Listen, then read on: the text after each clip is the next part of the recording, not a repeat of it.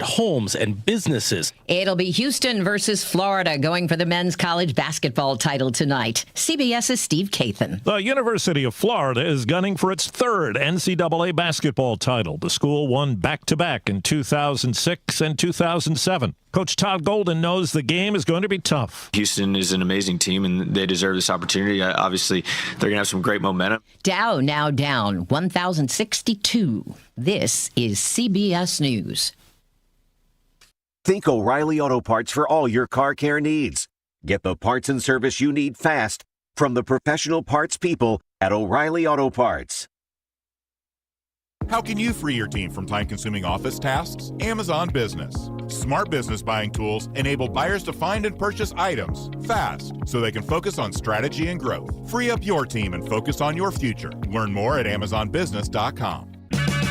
Check engine or ABS light on? Take the guesswork out of your warning lights with O'Reilly Veriscan. It's free. Ask for O'Reilly Veriscan. O'Reilly Auto Parts. Confidence is knowing you're ready to handle whatever comes your way. That's what it feels like to take on your workday with Cintas. They make sure your AEDs are up to date, your fire extinguishers are tested and inspected, your floor mats are cleaned and delivered, and your workwear looks good, feels good, and is freshly laundered with the Cintas Apparel Plus program. So are you ready to take on today? Visit Cintas.com. Oh, I'm ready! And get ready for the workday. Now more than ever, start your mornings with WGNS. Swap and shop with Bart Walker. Weekday mornings, 7:50 to 8:10 on WGNS, AM, FM, online. The Murfreesboro Fire Rescue Department is going door to door asking for your help in the 2025 special census. The only information they will ask for is your street address, the number of residents living at that address, and their first and last names. That's it, and it only takes a couple of minutes to complete. Information gathered for the special census provides funds to improve our public safety division, and that benefits the entire community. You can also fill out the special census online at murfreesborocensus.com. We're the Good Neighbor Network. FM 101.9 and AM 1450 Murfreesboro. FM 100.5 Smyrna. Audio and video streaming at wgnsradio.com. This is the Roundtable. A look at the news, views, politics, and people that are shaping Rutherford County. Good morning, Murfreesboro. This is Andy Herzer, founder and executive director of First Shot. I welcome in Associate Head Coach Wes Long from MTSU.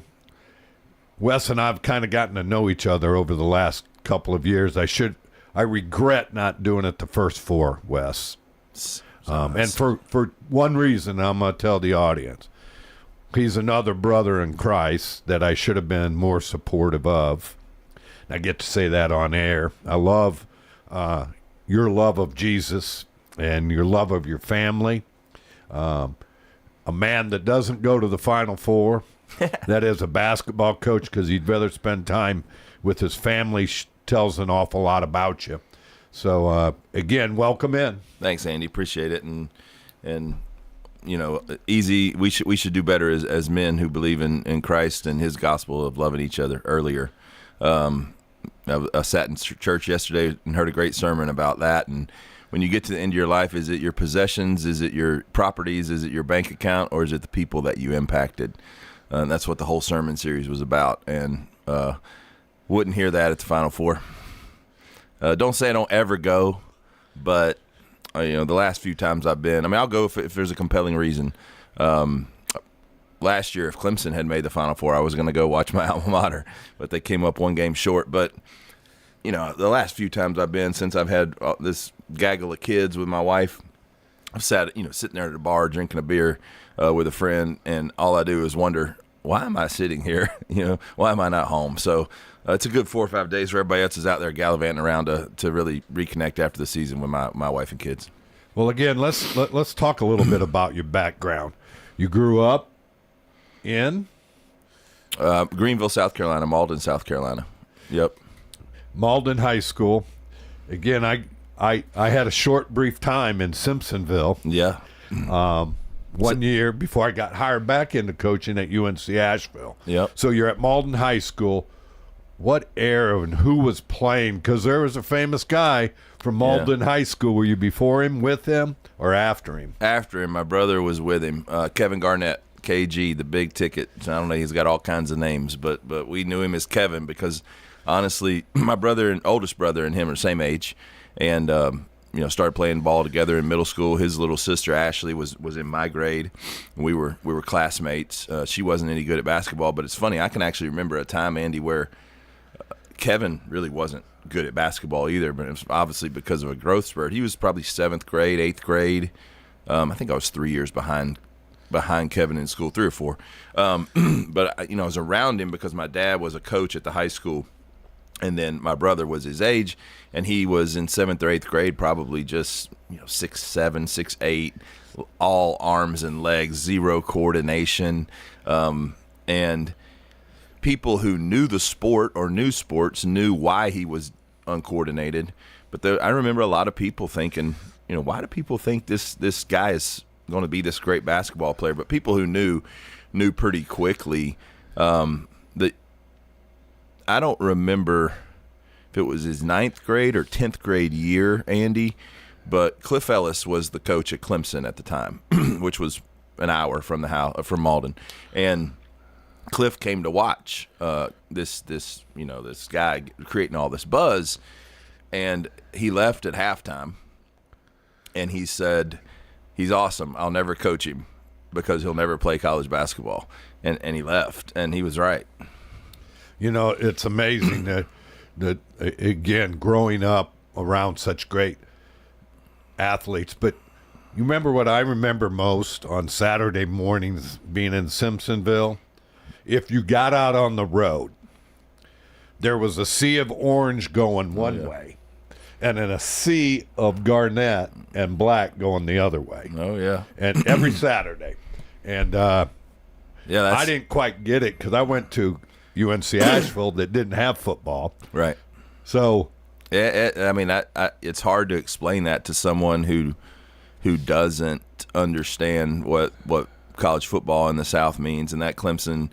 Now, I'm going to say Clemson, Carolina. That makes a lot of people mad, but Carolina to me is South Carolina. I know that's not the name nationally, but Clemson and South Carolina, Clemson, Carolina, that's huge. I mean, you're one or the other. You're not anywhere in between. You can't be both. I have a cousin, but when she was college age, my whole family was Clemson family. We were Clemson through and through. All my uncles, my dad went there, got degrees there, had season tickets to football and basketball for forever. And I had a cousin that she wanted to study broadcast journalism, and that wasn't something Clemson offered. So she went to University of South Carolina. And I don't know, my grandmother, she had some good traits and some bad traits, but that was one of her granddaughters, and this is a God's honest truth. She did not talk to her for like 6 months, wouldn't talk to her granddaughter. So there's loyalties in that place that people don't understand. Yeah, it's different. So grew up, brother went and played for a friend of mine. He did. He played for a great dude. Yeah, my oldest brother Murray played for Ralph Patterson, RP at Erskine College. And Erskine, a little small Presbyterian school in upstate South Carolina. It's in due west. You know that. The joke around there is due west of what? Because it's in the middle nowhere. Of that's right, due west of nowhere. It's a little. I still don't understand why my brother went there. He loved it. My goodness gracious, guys! Like, there is nothing out here. And every time we would go to visit my brother or go to his games, which was often, my mom and dad had gone to school there. That's where they met. That's met each other, started dating before they got married. And my mom, every time we would roll into town, and it's funny because 3 rolls of the tires, as you know, Andy, you're rolling into town and you're rolling out of town. But every time we would roll in there, my mom would be like, "Oh, guys, I just would love to move here one day." And I'm sitting in the back seat like, what's happening? Why would we live here? But he loved it. He loved Erskine. It's a great little school, awesome college. And Coach Patterson was really, he and his wife Lynn, they were an awesome extension of family for their players. And he was there for most of the 90s. Yeah, longtime friend. Great dude. I call him the general. I got you. I mean, we all had nicknames for different buddies in coaching. I mean, and you know, he had one for me. We won't say it on air, but we had a lot of fun together, and he is a great dude. Great guy. And still is, but now retired fully again. Yeah, you know, he's done that a few times. He moved back and forth from coaching to administration, back to administration and retirement, then to administration. You know, I think most recently was the athletic director at Newberry, and did a great job there. And he says he's retired now. And I actually think they've moved. They've moved out eastern North Carolina. Yeah, where Lynn grew up, his wife. And yeah. So I hope he retires. He deserves it. I think he's going to miss coaching at Malden, though, with his son. Yeah, who's a ninth grade coach there. Yeah, that's the text that we're in a group chat. Me and my oldest brother Murray, who played for him, and Coach P, and 80% of the texts he would send us were him coaching that ninth grade team with his son. So cool. So grew up a Clemson fan. Yep.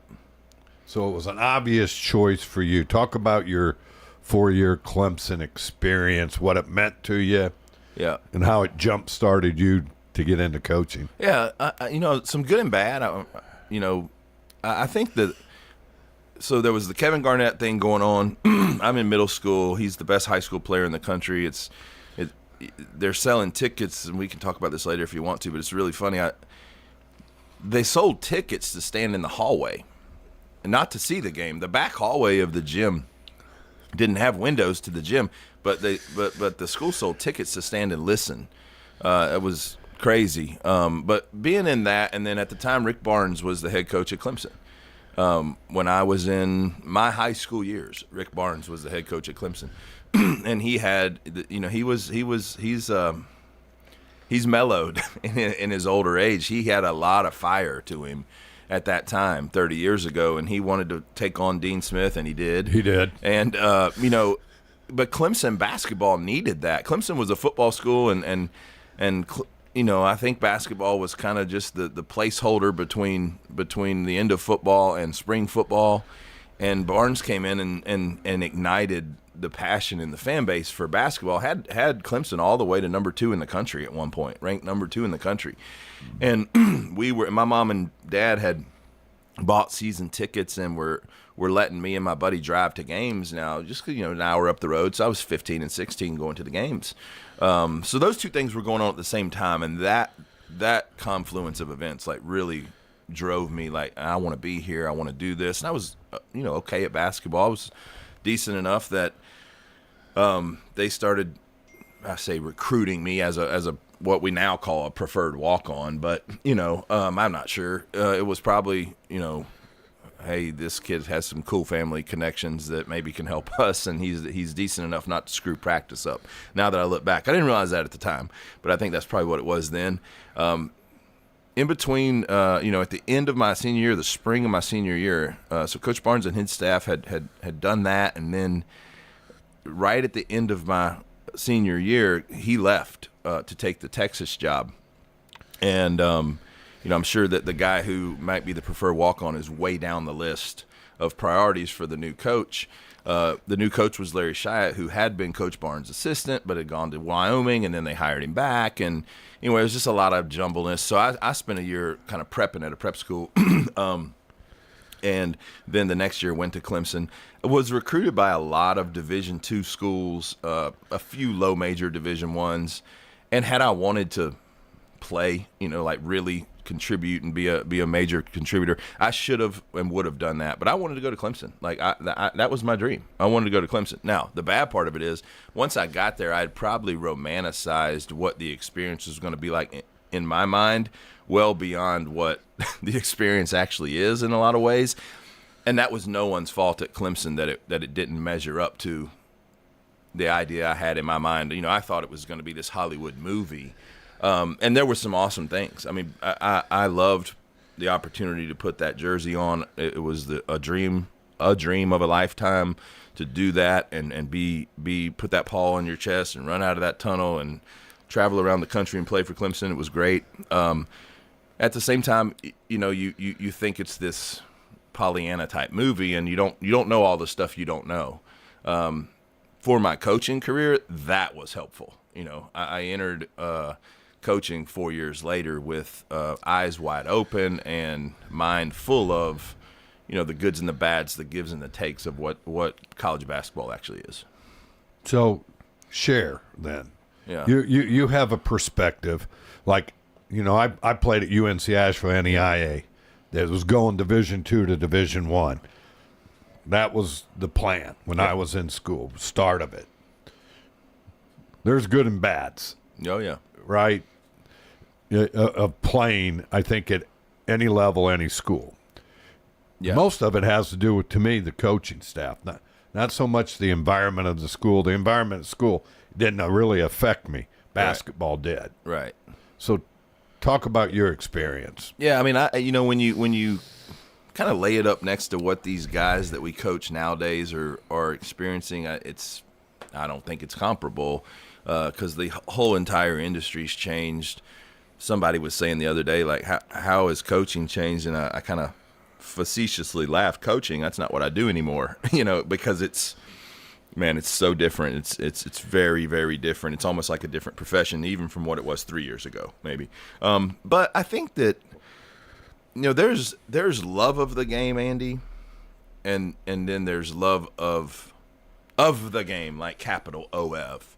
And there are guys whose true passion is being in that gym, alone, quiet, working on their game. I don't know, what everyone's individual goal inside the sport of basketball is. Obviously, those vary crazily. But there are guys who their love language is being in that gym with that basketball. And then and I think that's the really small minority. Yeah, I was going to say it 10% maybe. But it might maybe be high. Yeah, and that's not a knock on the other 90%. No, it's just we all have passions. Hopefully they're good ones, and hopefully they're productive ones that help other people. But I think so many people, when I was in college, probably well before me, and existing into today, they really like the other stuff that comes with it. People on campus knowing who you are, going out to a restaurant in the town of your school, and you see people whispering, and that kind of does something to your ego. I call it a drug. Yeah, but it's not. That's not a drug that you put in your mouth. Yeah, but it is a drug. Someone telling you, "Man, you can really coach. Hey, you're the best." Right? And I think we overpraise. In America. Yeah, there's no doubt. And I think when we overpraise, that's for sure. That's a really good term. But I think the other thing is that separates the people whose passion and heart is set on just being with the sport. They don't need the crowds. I think the difference between them and everybody else is they're not looking for their identity in the praise and in the acclaim, and the most of guys are. And the funny part about it, the ironic part, as you know, and anybody that's been in high level sport knows, man, those crowds aren't around very often. They're around for a couple hours. Well, ask an old coach; they go away quick. Yeah, it's like the loneliest man in the circus is the ringmaster.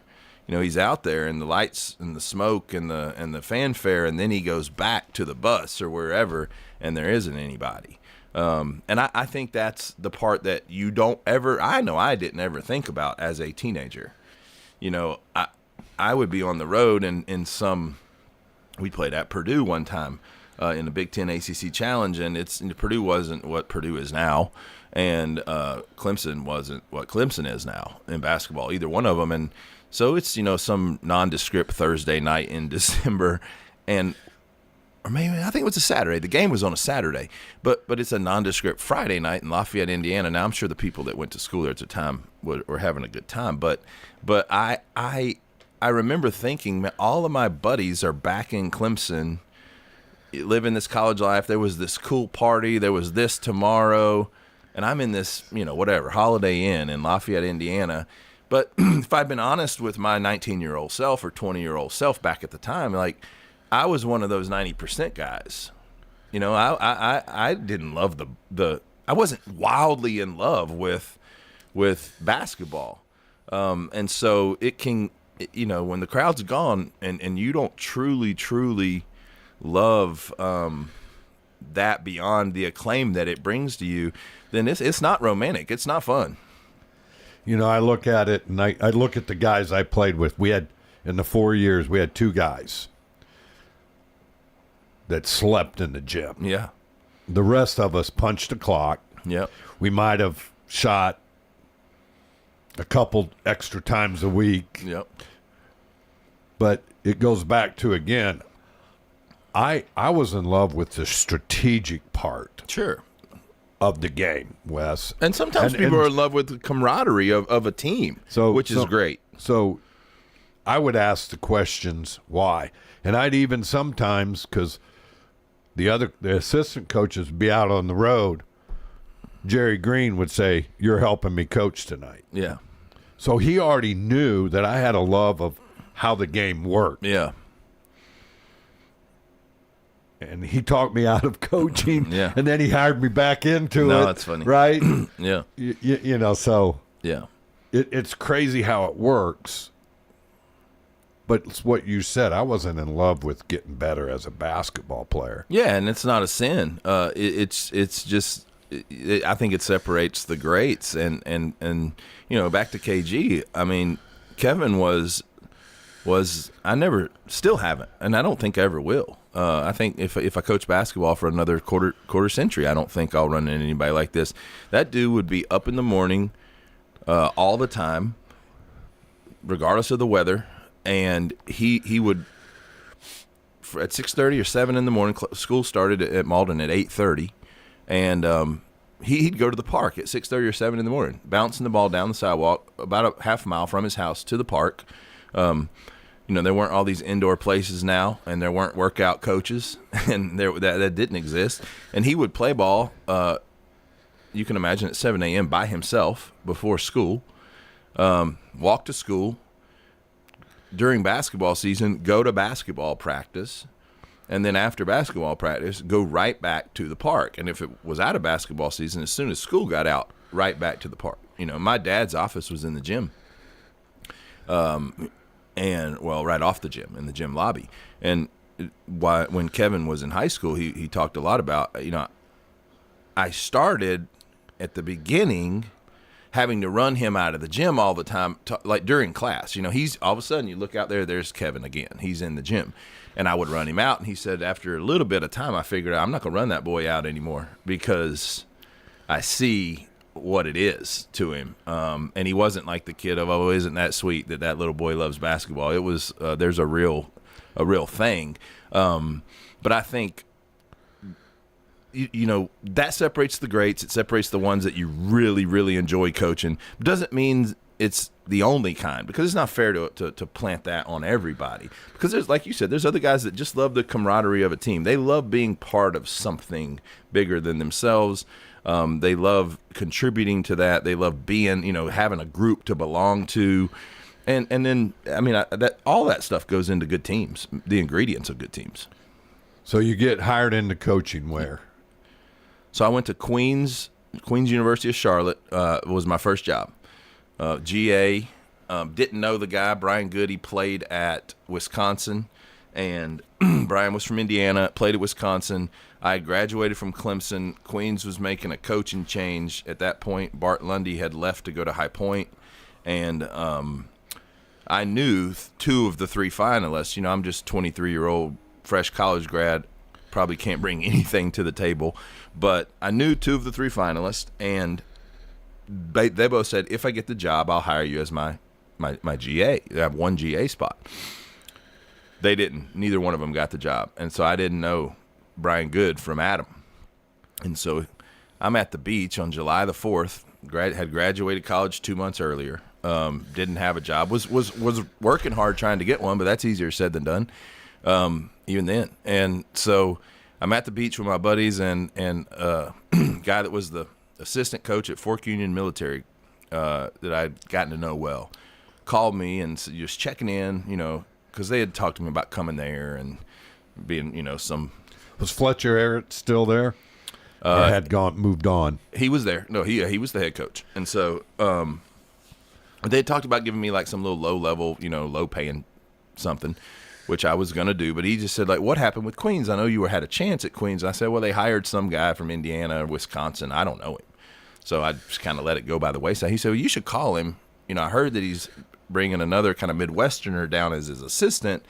They probably could benefit from someone, from the South. And I had spent my final year of high school in Charlotte, and okay. So I called him, and he said, "Why don't you come up, next Monday and eat lunch?"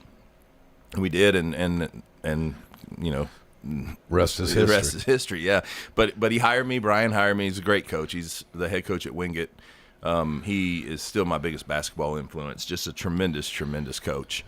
And he hired me as a GA. I spent 2 years as a GA.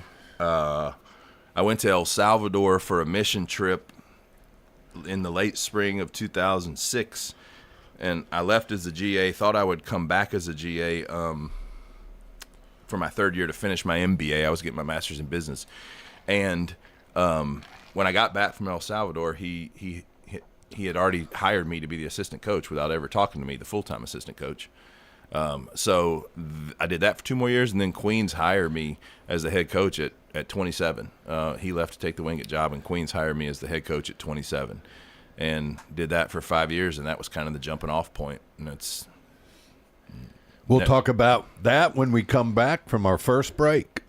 This is Chip Walters, and I'm honored to be your 2024 MTAR Realtor of the Year. I'm with Exit Realty Bob Lamb & Associates, and like many of you, I've seen the real estate market shift and change. People often ask, Chip, what's really going on? Well, that's a great question, and I believe in answering with solid, factual data. So let's cut through some of the noise. I invite you to reach out. Let's have a conversation about your real estate goals and the current market trends in your neighborhood. You can find all my contact information at choosechip.net. The Murfreesboro Fire Rescue Department is going door to door asking for your help in the 2025 special census.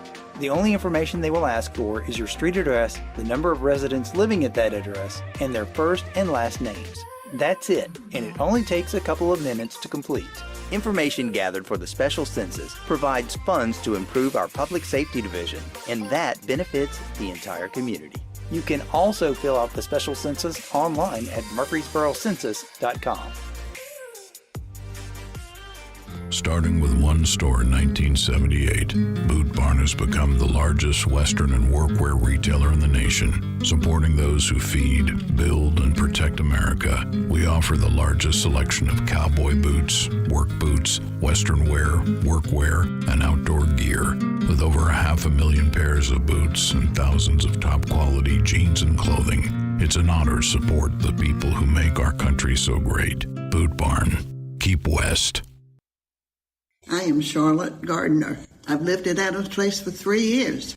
After my husband died, I didn't want to cook for one anymore. Everything just got too tedious. How long did you look around? I did not look around. I did not even consider any place else. Hi, this is Terry Deal at Adams Place. Call me for more information about Adams Place. Phone 615-904-9111. Adams Place on Memorial across from Walmart.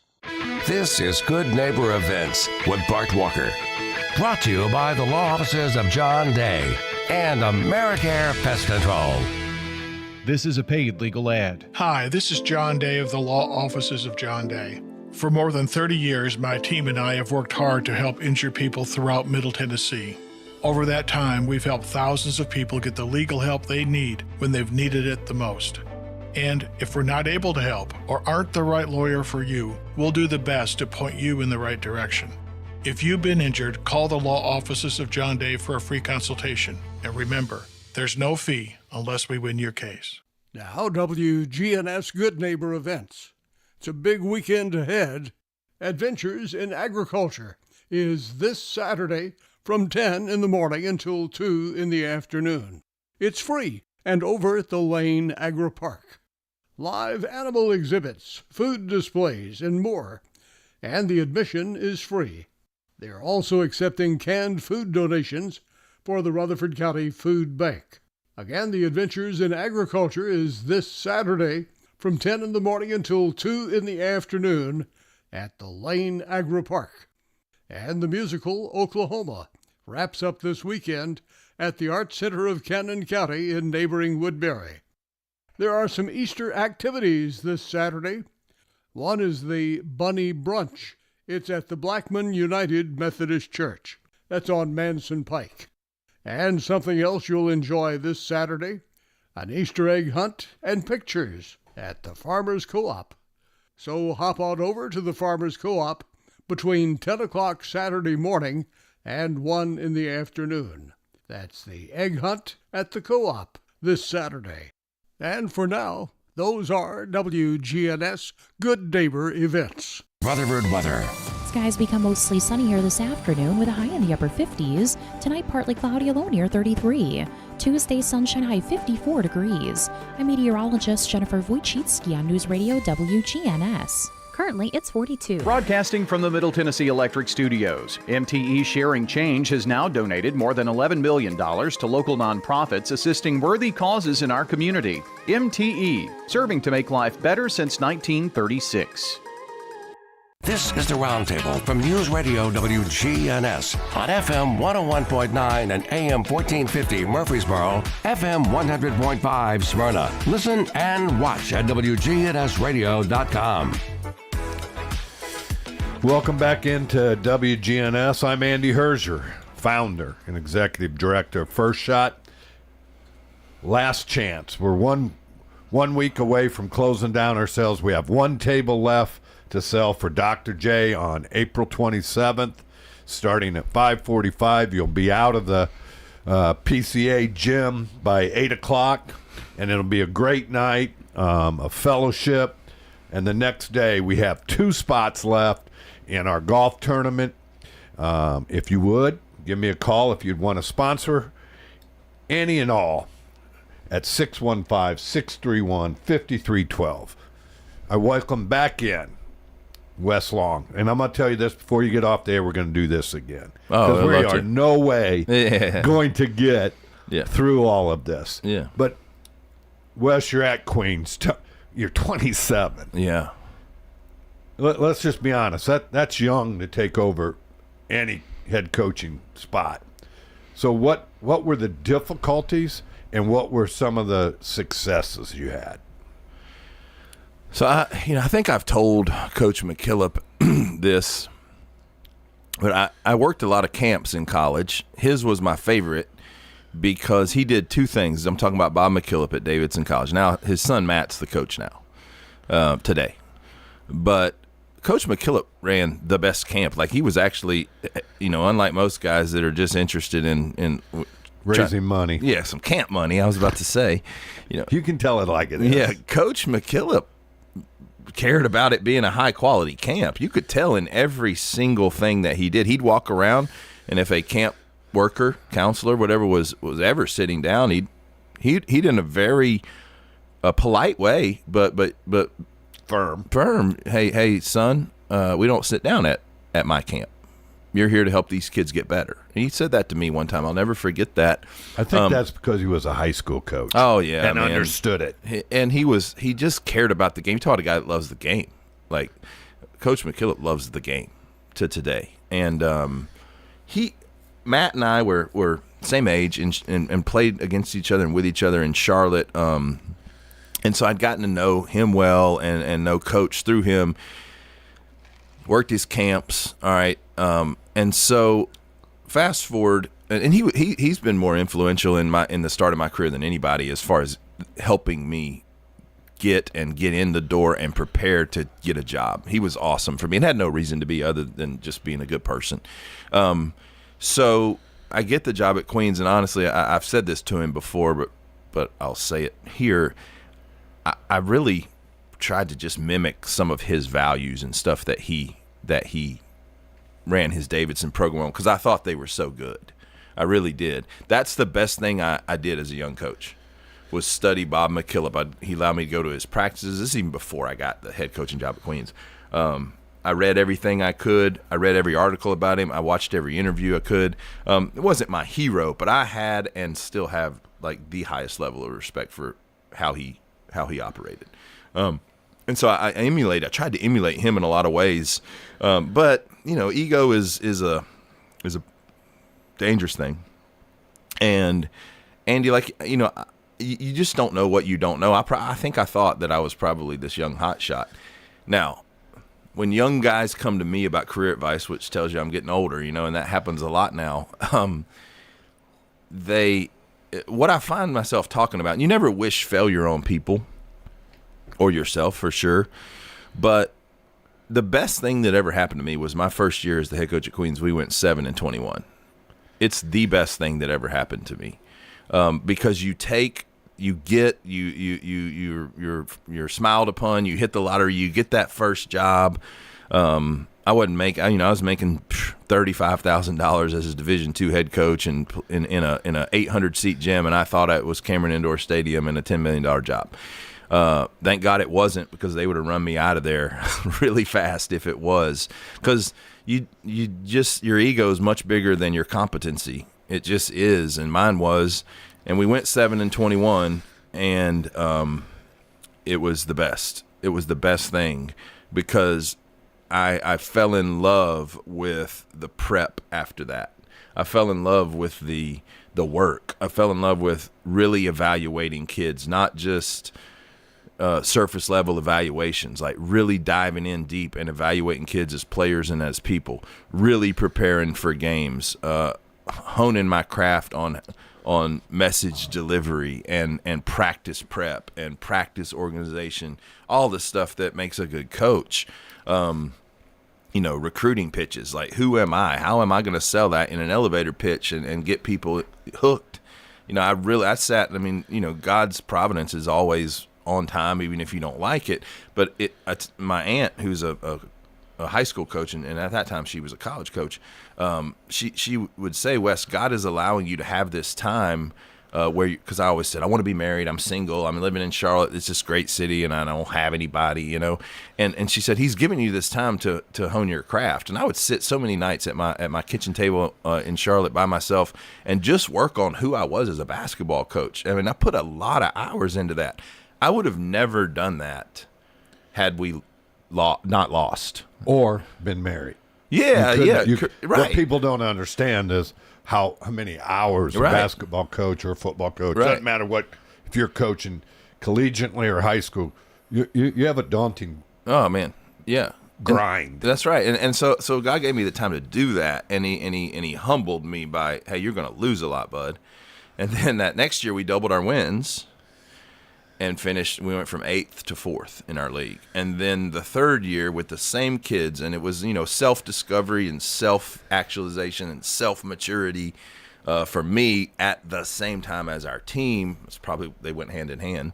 The third year, we set a school record for winning streak. We won the league. We went to the NCAA tournament. We advanced in the NCAA tournament.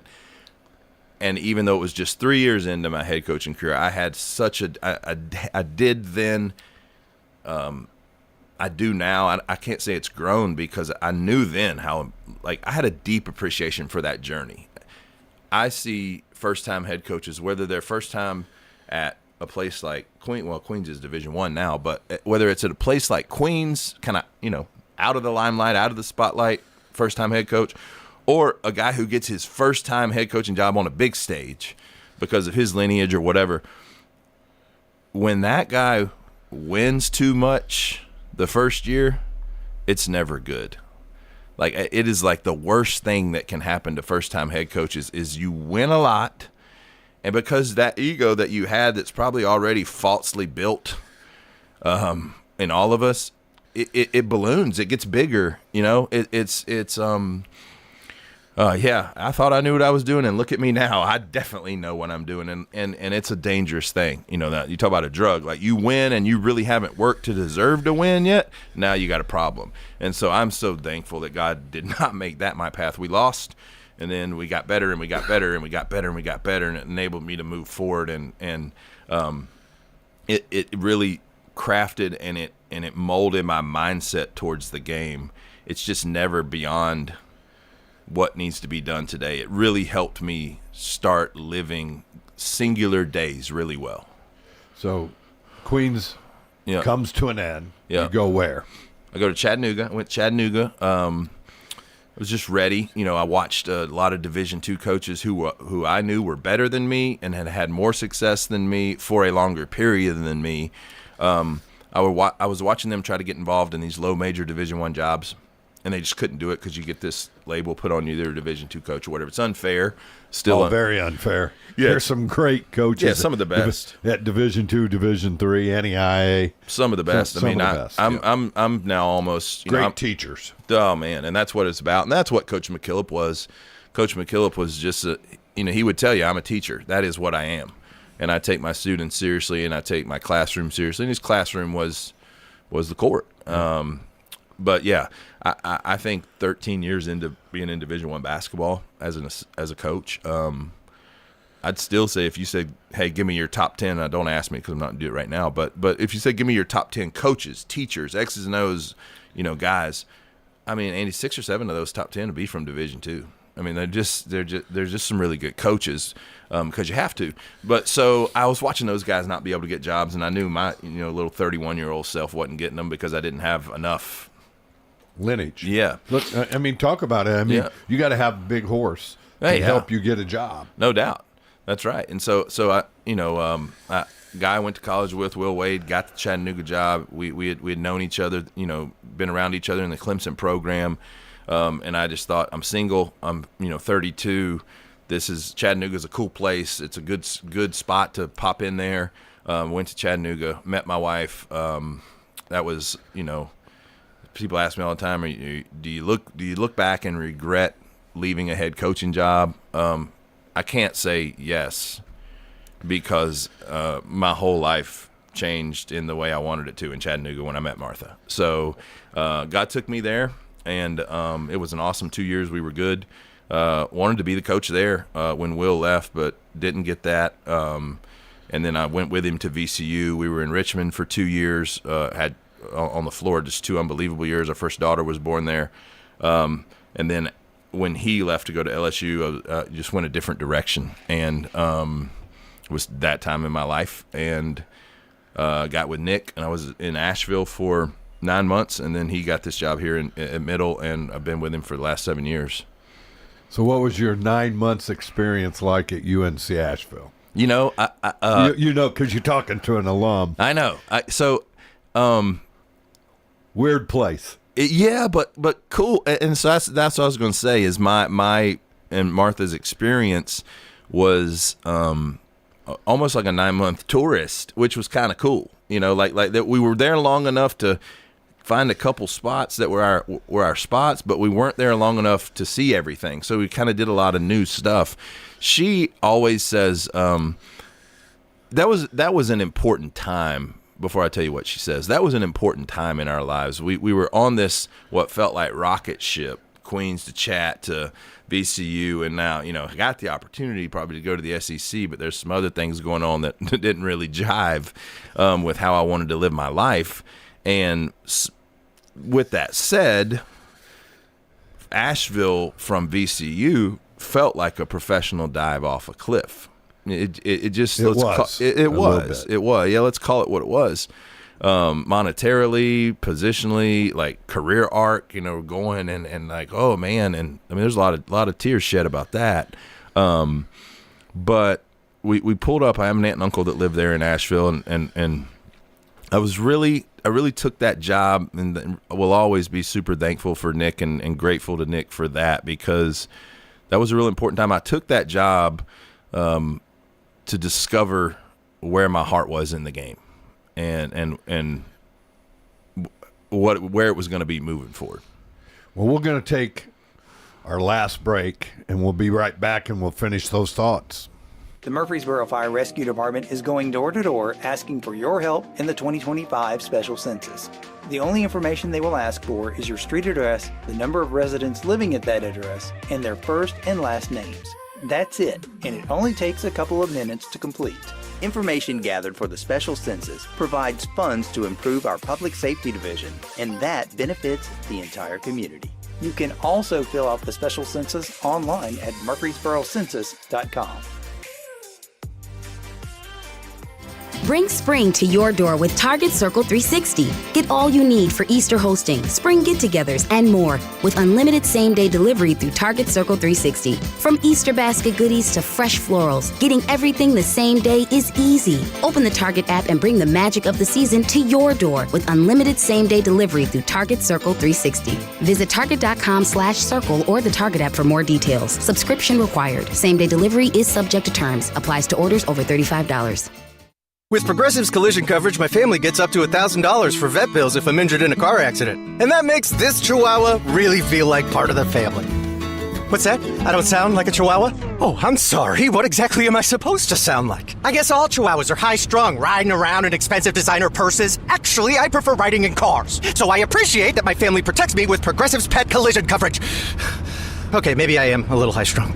Progressive Casualty Insurance Company and affiliates. Not available in all states. Coverage for dogs and cats is included with the purchase of collision coverage and is subject to policy terms. We're visiting with Jennifer Sanchez, manager of Steered Straight 2 Furniture and Thrift at 1007 Dr. Martin Luther King Jr. Boulevard. You're not just walking into just a big warehouse. You're walking into rooms. We've got a media room. We've got a boutique room. We've got a vintage room, a furniture area, kitchen, all that. Steered Straight 2 Furniture and Thrift. Every day you go in there, I promise you it's changing. Steered Straight 2 Furniture and Thrift, 1007 Dr. Martin Luther King Jr. Boulevard. Online at steeredstraightthriftstore.org. This is a paid legal ad. When a family member is lost as a result of someone else's negligence, the grief can be unbearable. It also leaves you with a lot of questions like, how did this happen? Who's responsible? And is my family going to be okay? That's a lot to go through, but with the law offices of John Day on your side, you don't have to go through any of it alone. We understand what you're going through, and we have the experience to get the answers, justice, and compensation your family deserves. Call the law offices of John Day. This is the Roundtable from News Radio WGNS on FM 101.9 and AM 1450 Murfreesboro, FM 100.5 Smyrna. Listen and watch at wgnsradio.com. Welcome back into WGNS. I'm Andy Herzer, founder and executive director of First Shot Foundation. Welcome back in, Wes Long. Wes, again, you take the Asheville job. Nick gets this job. He brings you here. Because you said something, and it might have been off air, is how coaching has changed so much in the last 3 years. See, I can't even imagine what it's like now. We had periods. I mean, yeah. I don't even know what it's like to recruit out of the portal. How do you recruit out of the portal? Yeah, speed date. Yep. It's like, like when you went to a big, I heard somebody my freshman year at Clemson say, if you're walking across campus and you see a pretty girl and you think you like her, you better talk to her because you may never see her again. I didn't know what that meant, but I found out quickly what that means is there's so many people and you're moving so many different directions that you honestly may never see her again. She may be in a completely different friend group. She may be, and so I don't know if I was ever brave enough to be that guy who just would holler that fast. No, you and I both. Yeah, but there was truth to that. It's changed so much. There's really two reasons that I was attracted to coaching and that I'm still attracted to coaching, but here's what's changed. The reasons I was attracted was I love a team. I love building a team. I love the dynamics of building a culture, building relationships, building your schematics, like teaching across a basketball syllabus to get you to the point where you're on the floor, you look like the type of team. I love the journey with the guys, the ups and the downs. Like I loved that when I was a kid. Loved it. And that was a huge draw for me. The other one was as I got older and I did, through formal and informal education and influences, both formal and informal, I figured out I love young people. I specifically love that college age of really self-discovery and maturation and that whole thing. I like being there for the ups and downs of that for young men. And God knows they need it. They need people in their lives like that. And those were my two biggest drivers. Well, you were able for a long time, at least during my career, to plan and be on the journey like it was a storybook with kids. And I could draw a lot of analogies and teach kids a lot of, hey, I understand this is where you are now, Andy, but let me tell you about these four guys before you. When they were freshmen And then by the time they got to be sophomores in the program, well, now I'm reading a nonfiction book. Or excuse me, a fiction book. Now I'm reading a fiction book. It's not that you won't ever have those guys. But it'll be rare. But they're rare. Like, we have a kid that plays for us at middle now, Trey Green. Unbelievable human being, comes from a terrific, terrific family. Love him, love him, love him. I love him for who he is. I also think I love him because right now he's old school. Next year will be his 4th year with us, and I've watched him as a basketball player and as a young man grow and continue to grow day by day by day. And he does it with great spirit, and he meets his failures with an increased work ethic, and he bounces back, and he sets back, and he bounces back, and he's and like that process, you just don't get to be a part of it as much anymore. There, meaning the kids, expectations coming in aren't generally about growth. They're not about wanting to be part of something and increase my role over time. We lose, we all do. I don't mean Middle Tennessee. We all do in this profession, lose recruits all the time. Well, I just don't think my role's big enough right away. And I'm not saying that that's a wrong statement. That might be right sometimes, but there is no appetite for growing your role. Like, I want to be the star right now. I want to be the main dude right now. I want to be the main girl right now. And I want it on the biggest stage possible with as many people watching and as much money as people can throw at me. And that's all well and good. That's no shot from me to anyone, because I've definitely had my battles in my life with ego. I think we all do, if we're going to be honest with ourselves. But you, the individual, you're completely ignoring the path. I mean, thank God, like I said a little while ago, and I mean that as a praise, sitting in this studio, thank God for the 7-21 team at Queens. So you look at all this, what you just said. What's the collateral damage of it? You got to think about that. Yeah, I think about it often. We're going to have collateral damage because we aren't growing young adults into manhood. That's right. There's a break in it. That's right.